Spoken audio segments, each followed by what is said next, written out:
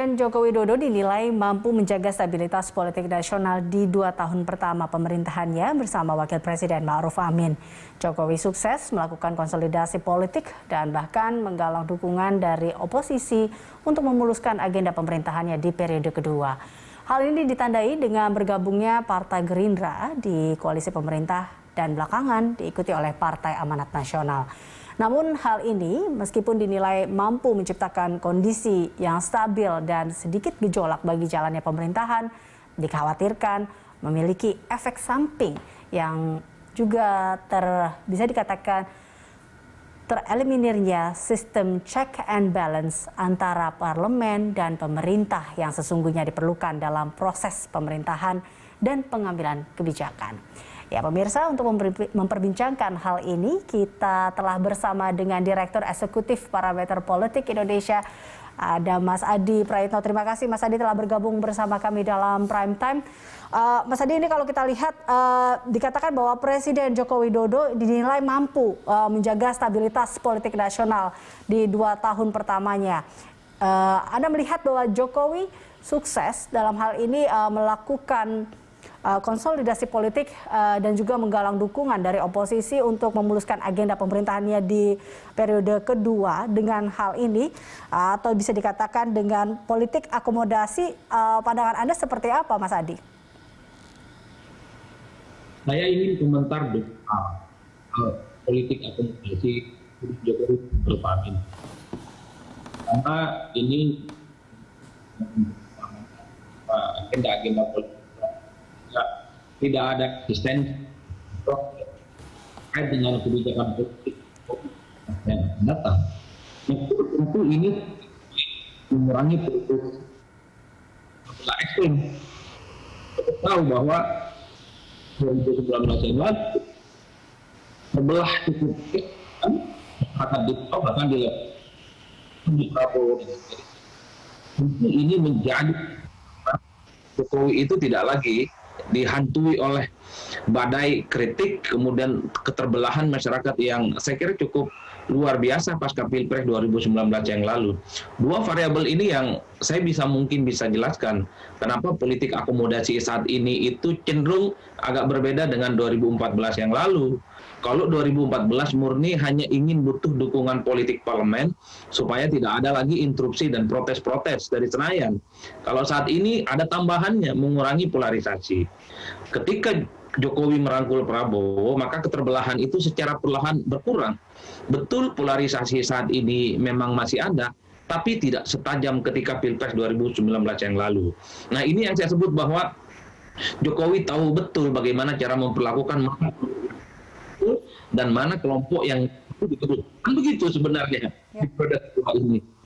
Ya, Anda sempat mengatakan bahwa Jokowi bisa berhasil dalam soliditas dukungan partai yang akhirnya bisa dikatakan ia mampu mencapai stabilitas politik ini ya, stabilitas terkait dengan keamanan di politik, bisa dibilang seperti itu ya, Mas Adi? Iya, berhasil. Oke. Paradoks menurut saya. Ketika kekuatan politik itu membuktikan 80%, maka satu yang menjadi persoalan penting untuk parlemen hanya silakan PKS dan saya kira jumlahnya tuh karena suka tidak suka itu tidak melulu persoalan yang suka, tapi juga persoalan kuantitatif. Kita bisa cek misalnya ketika ada pembahasan undang-undang pemilu, ketika ada undang-undang penolakan dari publik, PKS dan Demokrat saat itu menolak. Itu problemnya karena akhirnya semua kebijakan itu yang saya sebut kekuatan politik yang kemudian menyelesaikan satu persoalan. Mas Adi, kami sedikit mengalami gangguan, terjadi putus-putus untuk informasi yang Anda sampaikan, Mas Adi, terkait dengan tadi keberhasilan yang memang dikatakan berhasil yang dilakukan oleh Jokowi untuk menstabilkan politik ini. Kita masih akan coba untuk menghubungi Mas Adi. Mas Adi, jika Halo? baik, Mas Adi, Anda bisa mendengar suara saya?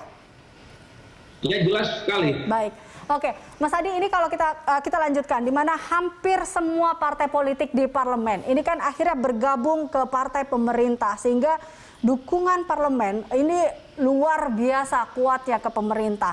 Nah, ini kan kita lihat untung dan ruginya nih tentunya bagi pemerintahan Jokowi Ma'ruf. Ada yang bilang ini tentunya bisa tidak balance seperti itu. Anda sendiri melihatnya seperti apa, Mas Adi? Buktinya memang tidak. Banyak keputusan sosial itu lolos karena minimnya kekuatan. Contoh deh, selain undang-undang cipta kerja, waktu yang lalu sempat undang-undang pemilu soal ambang batas parlemen, presiden, dapil makmur, itu semua kandas karena tentu konsolidasi politik yang dilakukan oleh politik yang Jokowi akhirnya apa? Itu yang sifatnya dominasi kekuatan DPR yang ini yang saya sebut sebagai faktor buruk sebenarnya, karena secara tidak langsung politik di parlemen yang menghilangkan suara-suara banyak kali seperti ini. Oke, Mas Adi, nampaknya kita masih mengalami kendala untuk mendengar secara jelas apa yang Anda